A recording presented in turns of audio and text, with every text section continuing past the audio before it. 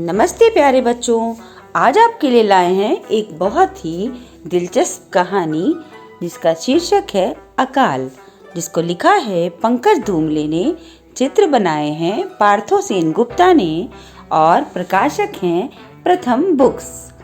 समुद्र के पानी को लेकर पिंटू के मन में हजार सवाल थे। कहानी सुनिए और जानिए क्या उसे अपने सवालों के जवाब मिल पाए। पिंटू के मन में हजारों सवाल उठते हैं। भूगोल का पाठ खत्म होते ही पिंटू के मन में प्रश्न उठे। भूगोल के मास्टर जी ने बताया कि पृथ्वी के लगभग 3/4 हिस्से में पानी है। स्कूल के बाद पिंटू भागकर घर पहुंचा और उसने पिताजी से पूछा, हमारे मास्टर जी ने कहा है कि पृथ्वी के 3/4 हिस्से में पानी है, फिर हमारे यहाँ अकाल कैसे पड़ा? हम उस पानी को क्यों नहीं ले आते? अरे वह समुद्र का पानी है, अकाल में ऐसे पानी का उपयोग नहीं होता। इतना कहकर पिताजी अपने काम के लिए बाहर चले गए। पिंटू का उत्साह ज्यादा ही बढ़ गया था। उसने अपने दादाजी के पास जाकर फिर वही प्रश्न किया। दादाजी पिंटू को अकाल के बारे में बताने लगे।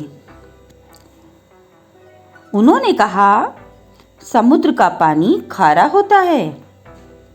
उसका पानी पीने के लिए या खेती बाड़ी के लिए उपयोग नहीं होता। उस पानी की भाप बनती है, भाप ऊपर जाती है, भाप से बादल बनते हैं और फिर भाप ठंडी होने पर बारिश होती है।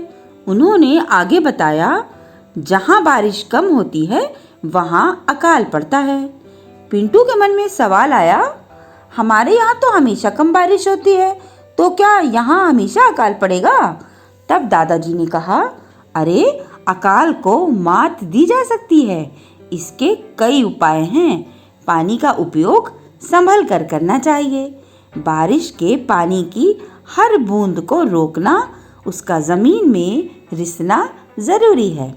बारिश ज़्यादा हो इसके लिए पेड़ लगाने चाहिए। हमारे पुराने तालाब अब काम के नहीं रहे, उनको साफ करने की ज़रूरत है। और जहाँ बारिश अच्छी होती है वहाँ से पानी नहर के रास्ते अकालग्रस्त इलाकों में ले आना चाहिए। पिंटू ने कहा, जी दादाजी, अब आई बात समझ में। और वह खेलने के लिए बाहर भागा। आंगन में पहुँचते ही उसके पैर थम गए और एक नया प्रश्न उसके मन में सिर उठाने लगा। तो बच्चों, सुनी आपने ये कहानी। अब आप बताइए कि खेती के लिए पानी क्यों जरूरी है? अगर पानी ना होता तो क्या होता? आपके अनुसार अकाल से बचाव के लिए क्या क्या करना चाहिए? और हमें ये भी बताइए कि पेड़ पौधे क्यों जरूरी हैं?